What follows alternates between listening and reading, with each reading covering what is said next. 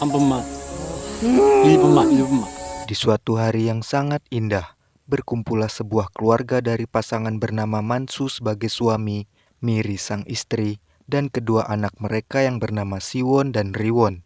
Keluarga Mansu adalah keluarga yang sangat bahagia.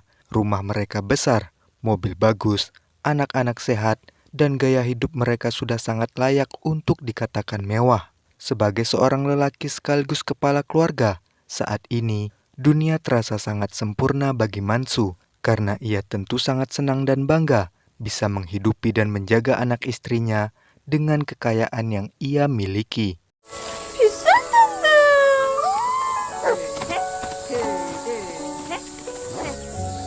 다 잃었다. Namun sayang, kisah kebahagiaan keluarga tersebut ternyata harus terhenti sampai di situ karena tanpa diduga Mansu tiba-tiba saja dipecat dari perusahaan pabrik kertas tempat ia bekerja. Perusahaan bernama Solar Paper itu dibeli oleh pihak asing yang ingin mengubah arah perusahaan tersebut dari sebelumnya dikelola oleh banyak tenaga manusia menjadi dialihkan untuk ditangani serta digantikan oleh AI dan teknologi dengan sistem otomatis. Walhasil, agar bisa tetap bertahan, perusahaan melakukan pengurangan karyawan yang kemudian merenggut masa depan para pekerja, tak terkecuali Mansu, yang bahkan sudah berdedikasi di perusahaan tersebut selama 25 tahun. Sorry, there's no other choice. Mansu baru berani memberitahu istrinya di sela ia mengikuti sesi konseling untuk pekerja yang baru di PHK. Dan hari itu, mungkin terakhir kalinya Miri akan bermain tenis. Ia lemas mendengar kabar dari Mansu. Akan tetapi, Mansu yang tak ingin menyerah, bertekad untuk mendapatkan pekerjaan dan hidup lebih baik dalam 3 bulan ke depan. 출발. 나는 가장이다. 재취업에 성공한다. Namun nyatanya, setelah 13 bulan berlalu, Mansu hanya mampu menjadi seorang pekerja kasar di supermarket. Mansu sebenarnya sempat interview di perusahaan yang juga bergerak di bidang industri kertas bernama perusahaan Papyrus yang merupakan tempat rekan lamanya bekerja. Walaupun kemudian gagal, tapi dari rekannya itu jugalah kemudian Mansu dapat rekomendasi untuk mencoba ke perusahaan bernama Moon Paper, satu-satunya perusahaan kertas paling sukses saat ini yang bahkan berhasil menembus pasar hingga ke Jepang. 일본에 팔로 개척했다는 소문이 있으니까 한번 알아보시죠. Singkat cerita, setelah setahun lebih hidupnya jatuh, keluarga Mansu mulai ekstrim dalam berhemat. Semua langganan tak penting dihentikan, makan seadanya, bahkan 2 ekor anjing mereka dititipkan pada orang tua Miri karena tak sanggup untuk menanggung biaya perawatan. Miri kerja sampingan di klinik gigi, mobil diganti dengan yang lebih kecil, raket tenis, karpet, sofa, dan gorden satu persatu mulai dijual. Bahkan yang lebih parah, Miri berencana menjual rumah juga dan pindah ke apartemen. Mansu jelas keberatan jika rumah tersebut juga harus dilepas. Namun percuma saja jika mereka tetap seperti ini. Dalam waktu dekat, rumah tersebut juga akan disita jika tak mampu mereka lunasi. 지금 이 순간부터 비상 상황이라는 사실을 직시해줘. 테니스 포기, 댄스 학원도 관두자. 여보. Agen properti pun kemudian datang membawa calon pembeli rumah. Dan ternyata, orang tersebut adalah Wono, kenalan Mansu dan Miri yang dikenal sombong, yang juga merupakan ayah dari Dongho, teman anak mereka Siwon di sekolah. Bagi mantan lelaki elit seperti Mansu, keadaannya yang sekarang terpaksa harus menjual rumah karena himpitan ekonomi adalah keadaan paling hina dan memalukan. Apalagi jika calon pembelinya tersebut adalah orang tua dari sahabat anaknya yang dulu strata sosialnya setara dengan Mansu. 싹 없애고 연습장 만들면 딱이겠지. 어? 이렇게 열심히 하셔가지고 매트리스 좋네. Saking stresnya, Mansu seakan tak peduli lagi dengan harga dirinya. Ia kemudian mengemis kepada atasan di perusahaan Moon Paper agar mau menerimanya bekerja. Namun seorang karyawan Moon Paper bernama Sonchul kemudian menghentikan Mansu dengan gaya yang arogan. 남 똥 싸고 오줌 싸는데 와서 뭐 하는지? Sonchul adalah manajer lini kertas khusus di perusahaan Moon Paper, sebuah posisi yang sebenarnya sesuai dengan kemampuan Mansu. Bagi Miri, tentu saja kemampuan suaminya lebih hebat. Lalu Miri pun iseng dengan berkata, andai saja pria tersebut tersambar petir. Dan tanpa disangka, dari kata-kata candaan istrinya itulah, kemudian Mansu malah terpikirkan sebuah ide untuk benar-benar menyingkirkan Sonchul dari posisinya. Tekanan hidup benar-benar bisa membuat manusia kehilangan akal sehat. Dan hal itulah yang terjadi pada Mansu saat ini. Ia memberanikan diri menguntit Sonchul demi posisi di perusahaan Moon Paper yang diincarnya. Mansu seakan gelap mata dan benar-benar sudah tak mau berpikir panjang. Lalu ketika ia akan mulai beraksi, tiba-tiba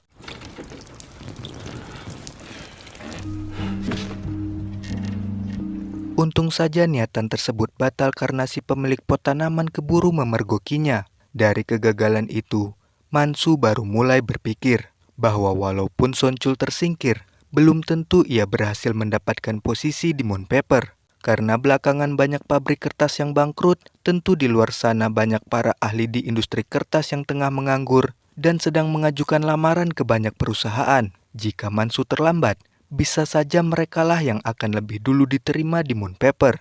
Untuk itulah, Mansu pun kemudian membuat iklan perusahaan palsu yang seolah sedang mencari para expert dan orang-orang yang ahli dalam bidang industri kertas. Usahanya tersebut kemudian berhasil memancing banyak orang untuk mengirim surat lamaran kepadanya.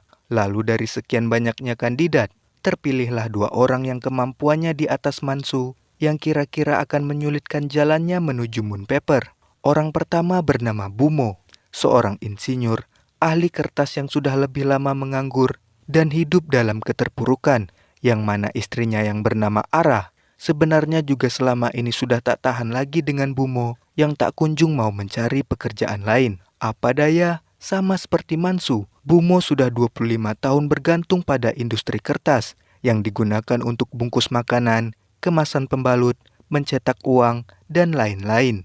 Ilmu dan pekerjaan yang ia kuasai hanyalah tentang dunia kertas. Dan sekarang, setelah membaca iklan yang ditulis Mansu, tentunya gairah hidup Bumo bangkit kembali untuk bekerja. Sementara orang kedua adalah Shijo, seorang ahli juga yang sudah berpengalaman di perusahaan Jepang. Ditambah dengan Sonchul, target orang yang harus Mansu selesaikan menjadi 3 orang. Semua ini terpaksa ia lakukan agar peluangnya untuk masuk ke perusahaan Moon Paper lebih besar untuk diterima. 필수 1호 부사자 우대. 내 제지공학과에 들어갔으니 말이죠. 떠나야 했습니다. 2023년 국방부의 전략 변화에 따라 Mansu mulai mengintai situasi rumah Bumo, target pertamanya. Namun penyelidikan hari itu harus segera diakhiri setelah ia melihat seorang pria muda yang juga tengah mengendap-endap keluar dari rumah itu. Mansu selama ini mengaku kepada Miri bahwa ia akhir-akhir ini sedang sibuk menjalani proses interview. Padahal sebenarnya, seperti yang kita tahu, Mansu tengah berperang mempertaruhkan keselamatan dan reputasinya demi mengangkat kembali kemapanan hidup anak istrinya.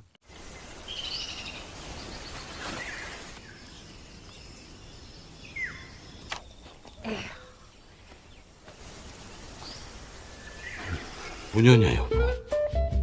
난 그냥 이렇게 살게 돼. 아니 내가 요즘 면접 때문에 너무 바빠가지고. Di hari yang lain, Mansu kembali lagi ke rumah Bumo. Dan kali ini, ia berencana untuk langsung menyingkirkan lelaki tua itu. Namun setelah berhasil masuk, alangkah terkejutnya ia setelah mendapati bahwa Ara, istri Bumo, sedang berselingkuh dengan pria muda yang terlihat keluar dari rumahnya waktu itu. Mau tak mau Mansu harus menunda aksinya.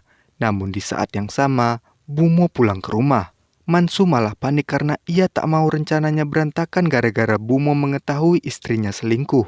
Mansu langsung menelpon Bumo dan mengaku sebagai orang dari perusahaan kertas yang ia lamar yang meminta Bumo untuk datang interview sekarang juga. Tujuannya agar Bumo tak sempat masuk ke rumah dan langsung berangkat. Namun sayang, justru karena ia merasa harus datang dengan penampilan rapi, Bumo kemudian masuk ke rumah untuk ganti baju. Dan di saat itulah, perbuatan istri Bumo yang berusaha ditutupi oleh Mansu malah ketahuan. 아니. 지금도 괜찮.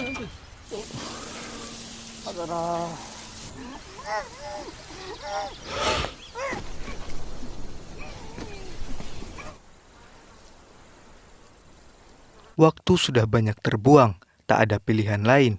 Di hari selanjutnya, Mansu langsung menemui Bumo yang sekarang semakin frustasi. Mansu mengencangkan musik yang diputar Bumo agar aksinya tak terdengar orang di luar. Akan tetapi, Bumo yang menyadari kehadiran Mansu yang masuk diam-diam, malah menyangka bahwa Mansulah pria selingkuhan istrinya. Suara musik yang terlalu kencang membuat perdebatan dan kesalahpahaman Bumo terhadap Mansu semakin tak karuan. Rencana Mansu pun benar-benar amburadul karena kedatangan Ara. Sejatinya, Mansu hanyalah bapak-bapak biasa dan bukan seorang penjahat yang ahli dalam bela diri atau memegang senjata. Situasi yang semakin keos pun, ironisnya malah membuat Bumo berakhir di tangan Ara, yang memang selama ini sudah muak dengan Bumo yang tak punya pekerjaan.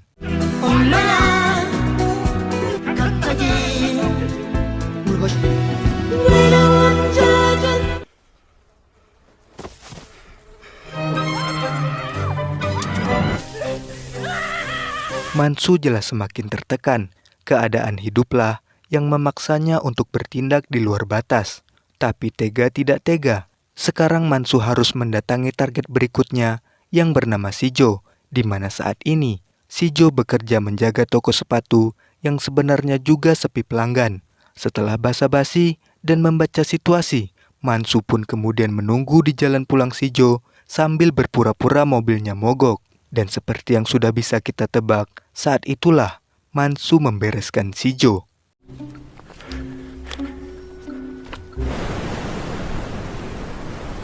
Namun tak butuh waktu lama, pagi harinya polisi langsung mendatangi rumah Mansu. Alih-alih menjemput Mansu, polisi rupanya sedang mencari Siwon, anak lelaki Mansu yang ternyata di malam yang sama membobol toko handphone milik Wono, ayah dari Dongho. Dan yang lebih parahnya lagi, aksi tersebut ditemani oleh Dongho itu sendiri. Ide tersebut datang dari Siwon yang butuh uang, dan sebagai teman, Dongho bersedia membantunya. Mansu dan Miri tak bisa tinggal diam. Mereka menyusun strategi agar Siwon bisa bebas. Permasalahan yang seakan tak henti menghujam membuat Miri semakin lama semakin nekat sama seperti suaminya. Karena tahu Wono mata keranjang, Miri mulai menggoda Wono agar Wono mau mencabut tuntutan atas Siwon.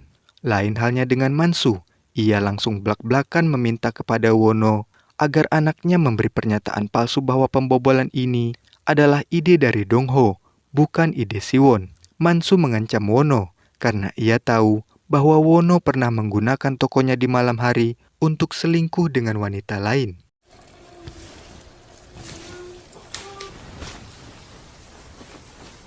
와이프가 알게 되면 어떨까? 네가 하도 자랑을 하고 다녀. CCTV 껐어 너. 사지 마세요.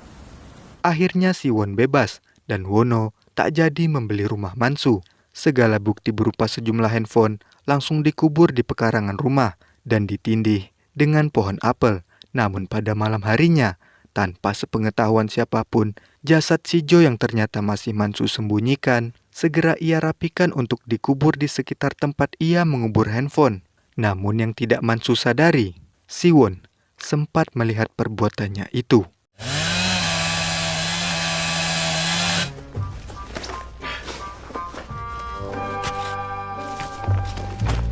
Polisi akhirnya mendatangi Mansu karena Shijo yang sekarang menghilang diketahui juga mengikuti wawancara di perusahaan Papyrus sama seperti Mansu.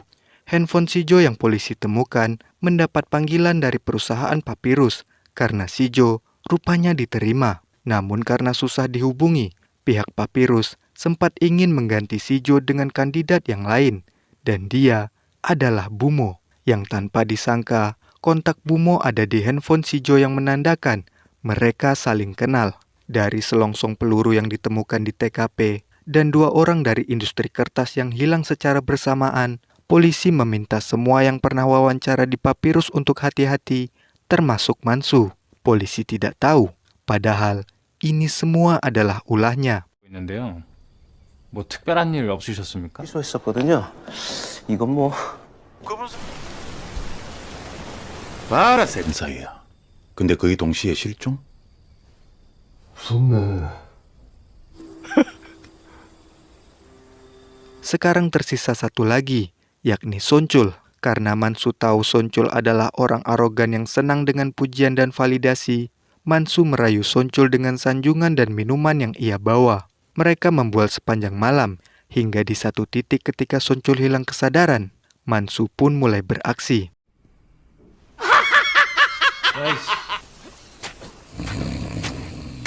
Sementara di sisi lain, Siwon jadi terlihat aneh di mata Miri, meski tak tahu pasti apa yang ayahnya lakukan malam itu. Karena ia ketakutan, akhirnya Siwon mengadukannya kepada Miri. Miri juga sebenarnya selama ini curiga dengan kegiatan interview Mansu yang tak kunjung usai, dan Mansu pernah pulang dengan luka-luka. Akhirnya Miri pun berhasil menemukan dan membongkar lubang tempat Mansu menyembunyikan Sijo. Dengan menahan sesak di dadanya, Miri akhirnya menelpon Mansu. Meski ia tak berani menggali lubang itu lebih dalam, tapi Miri sudah tahu apa yang Mansu lakukan selama ini. Miri hanya bisa berpesan, apapun yang Mansu lakukan, Miri siap untuk menanggungnya bersama-sama. Karena ia paham, meskipun semua ini sudah di luar batas, Mansu melakukannya karena ia ingin memperjuangkan kesejahteraan hidup keluarga yang dicintainya. 같이 면접 본 사람들. 그건 나도 같이 하는 거야? 알았어? 닥치고 지금 좀 오면 안 되나? Mansu membuat Soncul seolah tersedak makanan. Ia merekayasa lokasi dan situasi, seolah Soncul berakhir karena ulahnya sendiri. Mansu akhirnya pulang dan Miri sudah menunggunya. Tanpa banyak kata, mereka sepakat akan menyimpan kebusukan ini selamanya.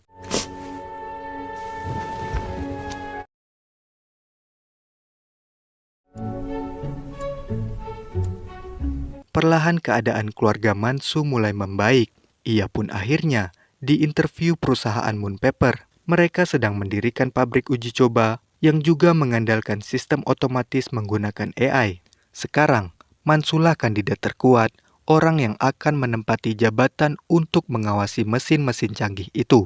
Karena hanya butuh 1 orang, maka karyawan yang sudah tak dibutuhkan di sana mau tak mau akan di-PHK. Yang ironisnya, situasi tersebut sama persis dengan apa yang menimpa Mansu di awal cerita. Tak lama polisi mendatangi Mansu lagi, karena semenjak Bumo dan Sijo hilang, ditambah dengan penemuan Soncul di rumahnya, mereka meminta Mansu untuk benar-benar waspada, karena 5 tahun lalu, diketahui ada sebuah tender rahasia pencetakan uang. Bumo dan Sijo adalah saingan di tender tersebut, dan rupanya, belakangan, Ara telah mengaku kepada polisi bahwa suaminya menghilang dengan membawa pistol, yang mana kita tahu sebenarnya itu hanyalah akal-akalan Ara untuk menutupi bahwa ialah yang telah mengakhiri suaminya. Ara menceritakan kepada polisi bahwa Bumo menganggur dan depresi sejak kalah tender. Berdasarkan cerita tersebut, polisi mengasumsikan atas dasar dendam masa lalu, Bumo telah menghabisi Sijo dan kabur. Dari ketidaksengajaan cerita yang cocok tersebut, amanlah sudah posisi Mansu saat ini. 여보, 도대체 어디 있는 거야? 그러니까 구부모를 조심하십시오. Akhirnya Mansu berhasil menjabat di Moon Paper. Tanpa disangka, sekarang ia berdiri di posisi yang diinginkannya. Keluarga Mansu kini bangkit kembali. Mansu dan Miri batal menjual rumah. Mereka akan tetap tinggal dan mempertahankan rumah tersebut, karena di sanalah tempat di mana rahasia kelam mereka tersimpan.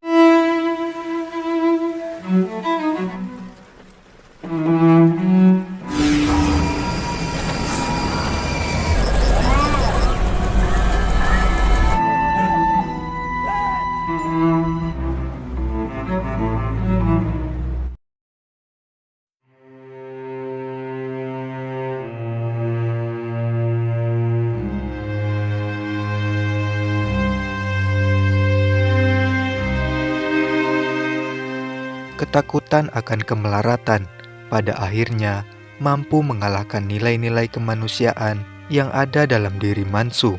Walaupun kita tahu, pada awalnya Mansu hanyalah korban kerakusan sistem kapitalis. Mansu adalah korban sistem dunia kerja modern yang tidak memanusiakan manusia. Para elit yang serakah akan melakukan apa saja untuk kekayaan perusahaannya. Moral yang tumpul membuat mereka hanya sibuk menguras sumber daya alam dan mempekerjakan manusia-manusia yang mereka anggap hanya sebagai alat penghasil uang tanpa mempedulikan nasib para kepala keluarga yang bergantung hidup pada perusahaan mereka. Pemecatan dan tekanan hidup membuat krisis moralitas pun akhirnya menular kepada pekerja seperti Mansu. Terbiasa dengan gaya hidup konsumerisme yang tak pernah puas dengan pencapaian, membuat hidup Mansu seakan kiamat setelah mendadak kehilangan pekerjaan. Miri sebenarnya ikhlas jika Mansu mencari pekerjaan lain, namun ambisi Mansu dan gengsinya terlalu besar.